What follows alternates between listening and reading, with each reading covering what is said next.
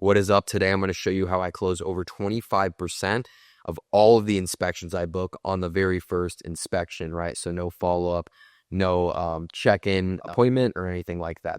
Now, I do not do roofing sales, so this is my clients.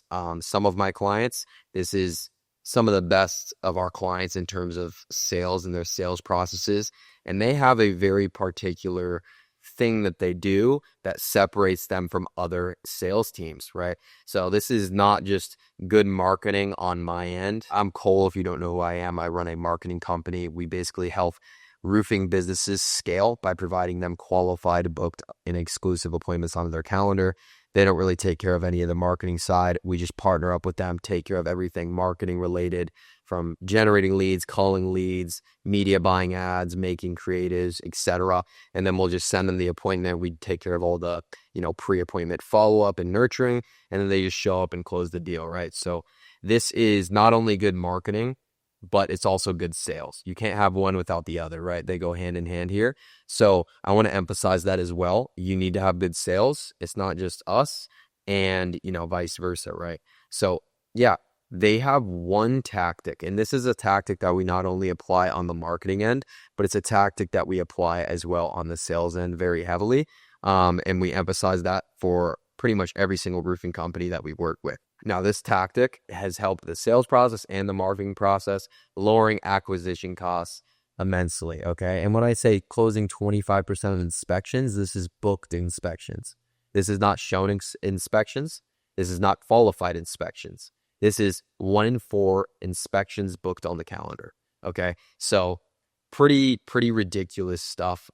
We've seen numbers higher, we've seen numbers lower, but this is kind of where we sit with some of our, better clients, some of the clients that are doing things at a pretty big scale. We just posted a video a few weeks ago about one of these clients who is doing 20 something appointments per day.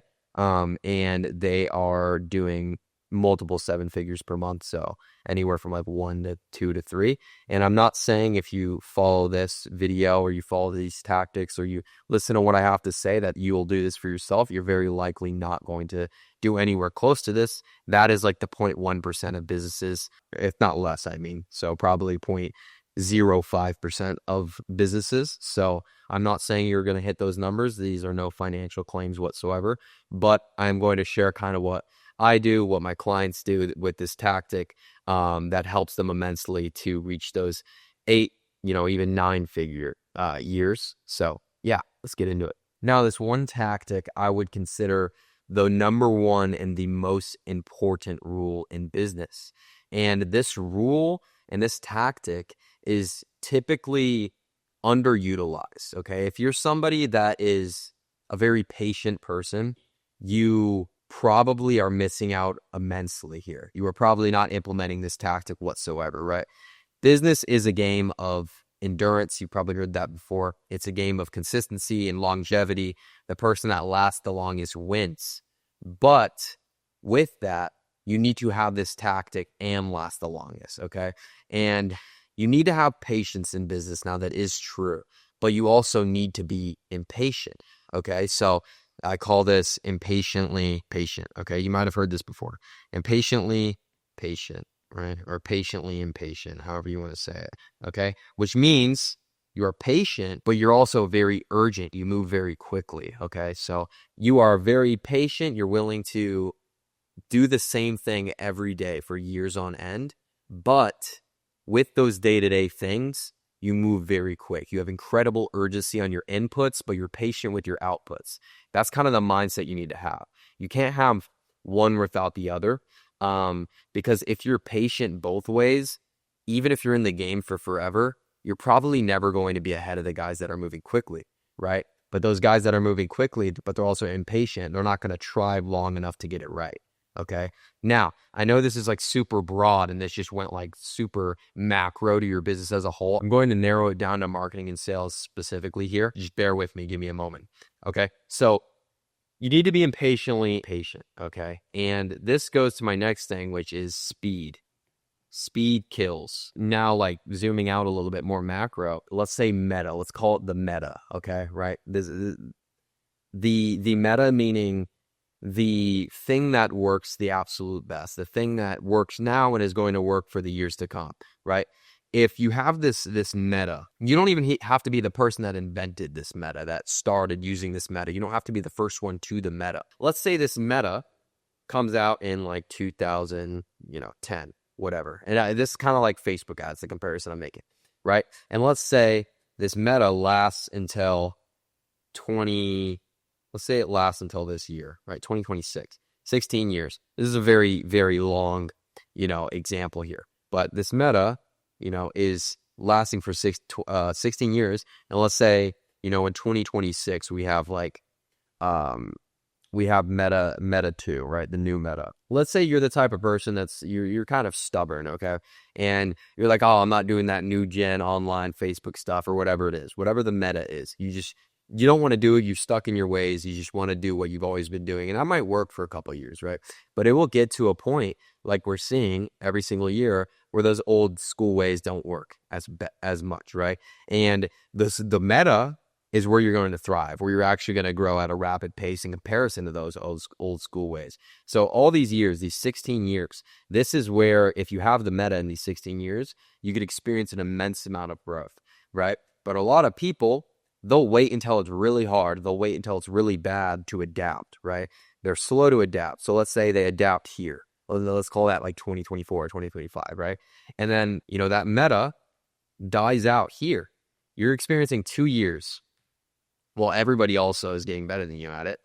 You have 2 years here of the meta, right? Of having the best possible, systems implemented in your business. You only have 2 years of that in comparison to the 16. And then now the cycle resets. And now you're stuck in using this one, right? This meta. And this one is the new one that you have to adapt to. And now you have that new, let's say 10, 15 year cycle or period where this meta is the new thing. And then you wait until the end to adapt to it, right? I know this is a long point, but my point is if you're slow to adapt, you are going to get left behind, okay? Regardless of how long you're in business for, if you do not adapt quickly with the times, you are going to get left behind, okay? And this is just the overall rule from a macro perspective on why speed kills in business, right?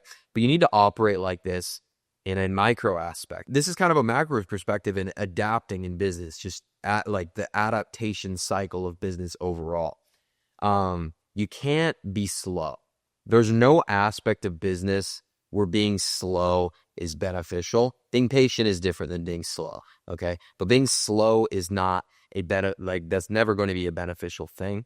So let's bring this back and let's bring this down to a micro aspect because this video is about how we close 25% on inspections, okay? On booked inspections, okay? I'm going to add that part, booked inspections. So how to apply this into your sales system to a more micro perspective, right? So the overall topic and kind of thing that I'm talking about here is speed, okay? Patiently impatient, that's more of like a macro way to think about things, but I'm talking about speed here, okay? You need to be fast, okay? Speed, fast, whatever you want to say, okay? Speed kills, like I was saying, okay? But why does this work so well in the sales system? How is this the thing that drives us to have such high, close rates, okay? The thing is, those are booked, right? Like I said. So it's not only beneficial to close rate. Here, I'm going to do a little check mark. But also show rate and close rate and let's say sales cycle. This is beneficial in multiple aspects of your sales system, which, if you're going to go from a 60% show rate to an 80% show rate, you're going to increase your business by that amount, right? Same thing goes for both. You're going to increase your business by that amount, right? Which is absolutely huge, okay? So if you increase your show rate by 20%, you're going to lower your acquisition cost by 20%, right? That's essentially the math there. So this impacting multiple aspects of the business will lower your acquisition costs, increase, all your numbers and make you more profitable at the end of the day, because that's the goal here, right? Make you more profitable and make you more revenue because you're closing more guys and you have more cash to scale. I'm going to break it down into 2 aspects. 1, marketing. Secondly, sales, okay? So how can we be quick in every aspect of marketing, right? So the first thing is lead comes in, right? That's the first controllable thing that you have, right? The lead comes in. This is very simple. I've gone over this in multiple videos. Okay, so speed the lead, right? You need to get to the lead as quickly as possible. Very likely, very, very likely. I think it is very naive to believe that if somebody fills out your ad or they go on your website, fill out, their name and phone number, that they are only trying to speak to you. They're very likely going to look for other quotes. They're very likely, at least if you don't call them instantly, they're very likely to go off and get information, get closure, and speak to another company, right? So how do you prevent this? You prevent this by being quick, okay? So get to the lead before any other company does, right? Now, this helps. This helps tremendously, right? Because if you get to them first, you answer their questions. Now they're gonna be like, okay, I found my roofing company, right? They found their people. But the thing is, there still will be people that want to get multiple quotes. There's still people that want to talk to more people more in depth, right? So they might go off and look for more people, especially if, and this goes to the next one, especially if between your phone call and your inspection, you have a big gap, right? Let's say it's a 3-day gap. Okay. Between those two things, they're still going to have questions. They're going to want more information, more clarity, etc. And if you have that multiple day gap, then they're going to find somebody else. Okay. Or they're going to at the very least, talk to somebody else. Right. And if now you're competing with, 2, 3, 4, 5 people, they're very likely to underbid you, maybe be a little bit better at sales. Maybe their rep is slightly better, or maybe they're not even better. Maybe they just connect better with that particular person.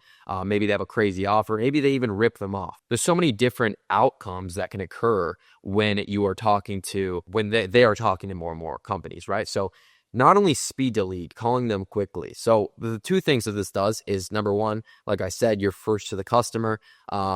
They're less likely to look for other people, but also secondly, they're going to remember, your ad or maybe your website, or even though they filled out the form in the first place, they're more likely to answer the phone. So your connection rate is going to be better. This is insanely, insanely important. Probably the most important thing to do for your booking rate, right? So when a lead comes in, how many do you book? Do you book 2 out of 10, 4 out of 10, 6 out of 10, right? This is going to be the most important thing, your speed to lead. Here personally with our sales team or call team or whatever you want to call it, we have a under 60-second speed to lead.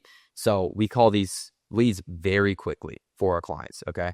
And that's why a lot of, roofing companies like working with us, is because we take care of that aspect. It is hard to have a good speed to lead. There's, very micro things. Like we had to switch automation softwares because I was noticing on Zapier, if you know what Zapier is, there was a 3 to 10 minute lead notification delay, right? Which is going to obviously affect our speed to the lead. We had to switch to we just ended up using our CSM automation software, which is a little worse than Zapier, but it's quicker than Zapier for whatever reason, right? I guess they got that part down.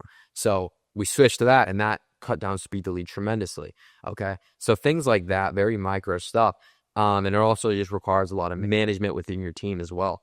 But this is why you can't have, your sales guys be prospecting, calling leads, showing up to appointments to close them. You need an entire team dedicated to calling leads quickly. But let's get back to what I was saying here. You can't have that 3-day gap between booking and the actual inspection itself, because they also, might look for other people. I'm going to call this speed to inspection, right? So we want to book them for as soon as possible. Same day, ideally. You want to book them same day, ideally, if not next day, if not the next day, if not the next day, if not the next day, right? And if not, today in the afternoon, then today in the evening. If not today in the evening, tomorrow morning. If not tomorrow morning, tomorrow afternoon, right? And so on and so forth.